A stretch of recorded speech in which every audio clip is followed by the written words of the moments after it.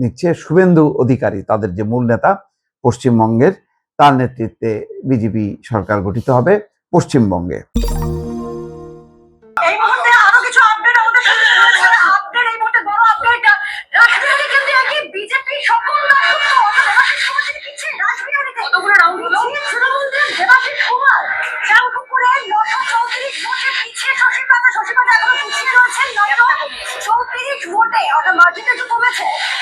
একদিকে দেবাশিস কুমার পিছিয়ে, অন্যদিকে ফিরা থাকেন। দেখো কেউ যেটা বলছে, ফিরা থাকেন তিনি পিছিয়ে কলকাতা বন্দর, শ্রেয়া পান্ডে তিনি এখনো পিছিয়ে রয়েছেন। দর্শক, যেটা আপনাদেরকে দেখালাম শুরুতেই, এটা হচ্ছে আমাদের দেশের একদম পাশের লাগোয়া বিশাল যে সীমান্ত সংলগ্ন রাজ্য পশ্চিমবঙ্গের ভোটের চিত্র। গণনা শুরু হয়েছে এবং ধারণা করা হচ্ছে যে দুপুর নাগাদ পরিষ্কার হবে কে ক্ষমতায় আসছে। তো এখন পর্যন্ত বিভিন্ন চ্যানেলের যে খবরাখবর, তাতে দেখা যাচ্ছে যে বিজেপি বেশ ব্যবধানে এগিয়ে আছে এবং এটা যদি চলতে থাকে তাহলে নিশ্চিতভাবেই যে পশ্চিমবঙ্গে 15 বছর 3 টার্ম, সম্ভবত 3 টার্ম কি 4 টার্ম পর ক্ষমতার পালাবদল হচ্ছে। তৃণমূল কংগ্রেস, মমতা বন্দ্যোপাধ্যায়ের নেতৃত্বে যে তৃণমূল কংগ্রেসের শাসনের অবসান ঘটছে এবং কেন্দ্রের যে বিজেপি সরকার, সেই বিজেপির নিচ্ছে শুভেন্দু অধিকারী, তাদের যে মূল নেতা পশ্চিমবঙ্গের, তার নেতৃত্বে বিজেপি সরকার গঠিত হবে পশ্চিমবঙ্গে। তো জমজমাট চলছে, দারুণ উত্তেজনা। নিশ্চয়ই সেই মানে টেলিভিশন খুললেই, কলকাতার যতগুলো বাংলা ভাষাভাষী চ্যানেল আছে সেগুলি খুললেই তার উত্তেজনা টের পাবেন।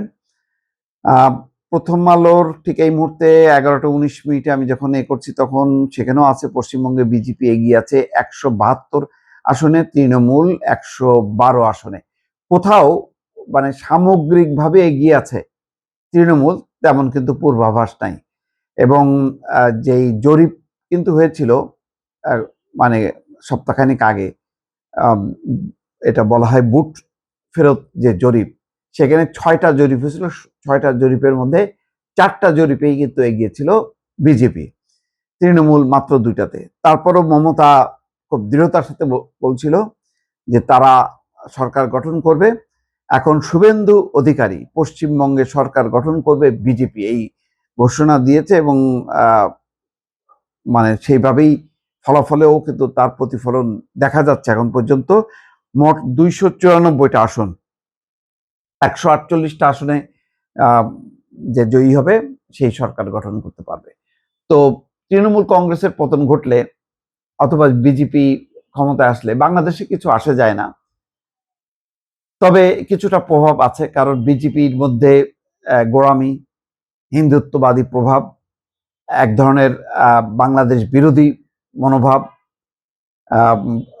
ধর্মীয় প্রভাব তো আছে, সাম্প্রদায়িক প্রভাব।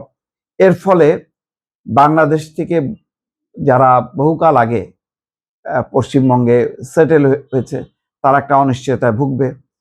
সেখানে একটা বিভাজন ঘটতে পারে তেমন শঙ্কা কেউ কেউ করছেন।